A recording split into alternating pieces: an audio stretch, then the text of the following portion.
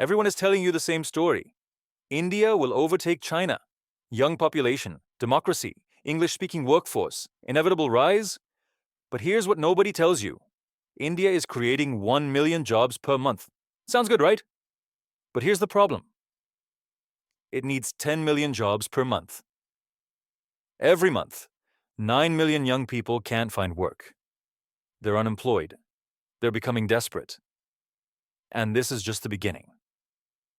Because what we call the demographic dividend isn't an automatic gift. It's a test. And India is failing this test.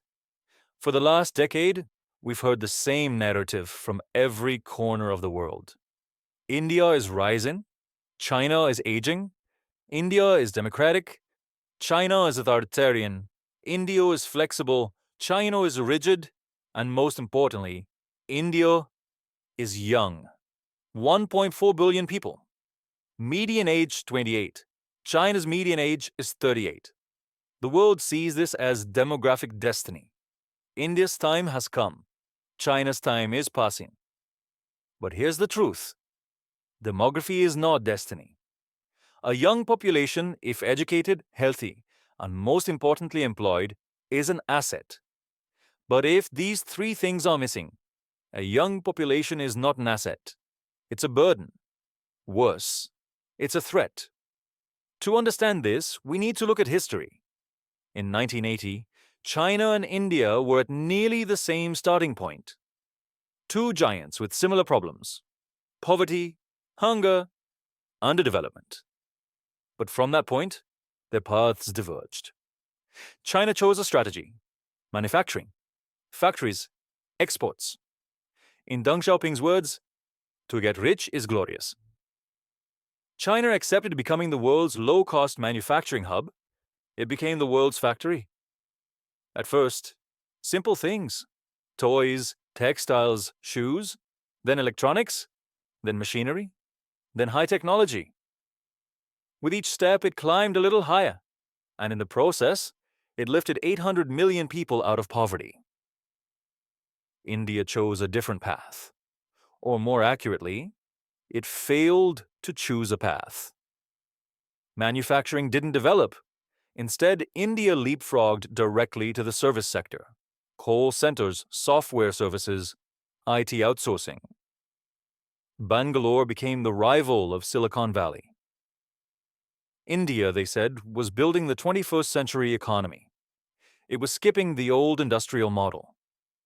It had found a smarter path. But this was an illusion, because the service sector cannot create employment as broadly as manufacturing. A software company can employ 10,000 engineers, but an automobile factory employs 100,000 workers. And here's India's problem. Every year, 12 million young people enter the job market, 12 million per year. But the economy creates only 12 million jobs per year. This means it can absorb the new entrants, but it's not absorbing the backlog of hundreds of millions of unemployed. And that number grows every year. Now look at China.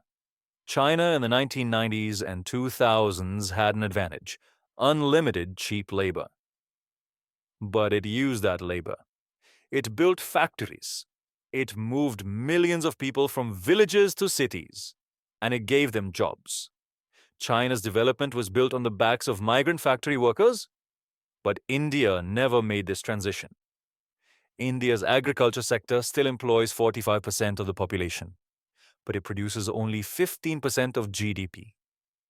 This means hundreds of millions of people are stuck in low productivity, and there's no system to move them into manufacturing. So why? Why couldn't India build the factories? The answer is complex, but boils down to three main factors: infrastructure, regulations, and state capacity. First, infrastructure. Modern manufacturing is built on logistics: ports, highways, electricity, water. Without these, you can't build factories. China has invested 40 to 45% of its GDP in infrastructure since the 1990s. India invested 30%. But the gap isn't just quantity, it's quality. China's highways are among the best in the world. India's roads are potholed. China's ports can handle massive container ships. India's ports are small and inefficient. China's power grid is reliable. India still has power outages. If you're a factory owner choosing between these two countries, the choice is easy. Second, regulations. India's business environment is a nightmare. In the World Bank's Ease of Doing Business ranking, India is 63rd. China is 31st. In India, opening a factory requires an average of 60 permits. In China, 20.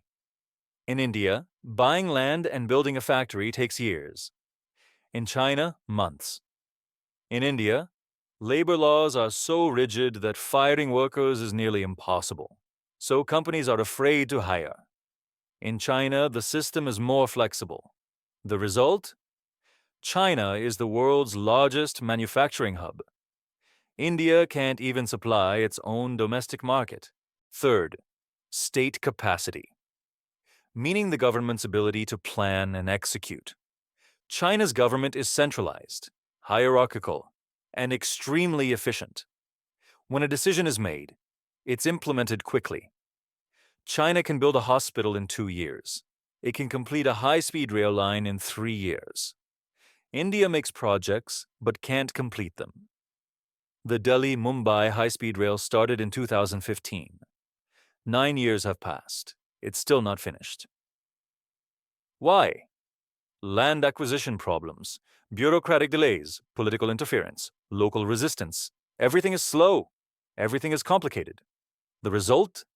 China builds. India plans. Now let's return to demographics. The idea that India's young population will be an advantage is based on an assumption. These young people will work in productive jobs. But this assumption isn't materializing. India's labor force participation rate is 46%. This means half the population isn't even looking for work. And most who work are in the informal sector, low-paid, insecure jobs. India's economy officially creates 1 million jobs per year. But every year, 10 million young people are looking for work. This equation doesn't add up. And here's the scariest part. If you can't give your young population jobs, they stop being an asset. They become a burden, even a threat. History has shown this repeatedly. Remember the Arab Spring. What triggered it? Unemployed, educated youth. Their hopes crushed. Their futures gone. India has 200 million young people. If they can't be given jobs, this is a social bomb. China handled this problem differently. China used its demographic dividend. In the 1980s and 1990s, it had young, cheap labor, and it channeled this into factory jobs. But now China is aging, and this is a problem. But guess what happened? China got rich. It crossed the middle income trap. Now it can afford to be an aging society because it's wealthy. It has a social security system, pension funds, health care. India is still poor and young. This means it needs to get rich before it gets old. But it's not getting rich. So, does India have no chance? No, that's not true. India has potential. But potential is not performance. Potential is something that must be realized. And for India to realize it, the things it needs to do are very clear. Infrastructure, manufacturing, education, state reform. But none of these are easy. And none of these are fast. For comparison, look at China again. China lifted 800 million people out of poverty in 40 years. But this didn't happen through growth alone. It happened through strategic planning. China moved step by step. First, low-cost manufacturing. Then medium technology. Then high technology. First copying. Then adaptation. Then innovation. At each stage, it prepared for the next step. India skipped steps. It leaped from agriculture to services, but it missed manufacturing. And now going back is very difficult because the world has changed. In the 1990s, entering the global supply chain was easy. Today it's much harder. China is already there, and it's not giving up its position to anyone. And here's the final blow. Technology, artificial intelligence, automation, robots. These are changing the nature of manufacturing. A factory used to employ 100,000 workers.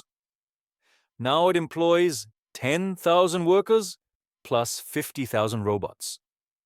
India caught manufacturing late, but the manufacturing it caught no longer needs as many human workers. This means the traditional path for India's 200 million youth is closed. It can't do what China did, because the path China took no longer exists. So what should India do?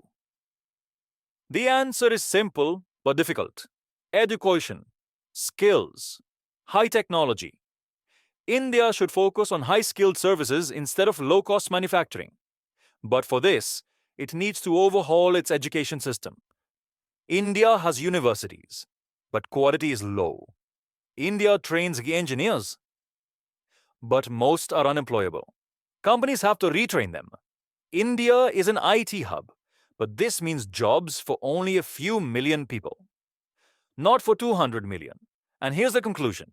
India won't overtake China, at least not in the next 20 to 30 years.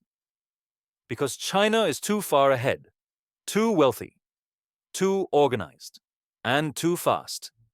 India is a giant with potential, but it's a sleeping giant.